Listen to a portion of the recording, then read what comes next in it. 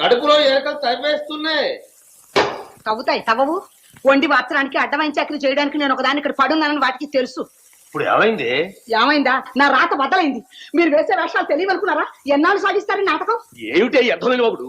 ఇప్పటిదాకా బాగానే ఉన్నావుగా, ఇంతలో ఏ దయ్యం పడుకుంది నిన్ను? ఆ పట్టుకున్న దయ్యం ఏదో మిమ్మల్నే పట్టుకుంది. పట్టడంలో ఉడుం పట్టింది. అది మామూలు దయ్యం కాదు, లబ్బాడి దయ్యం.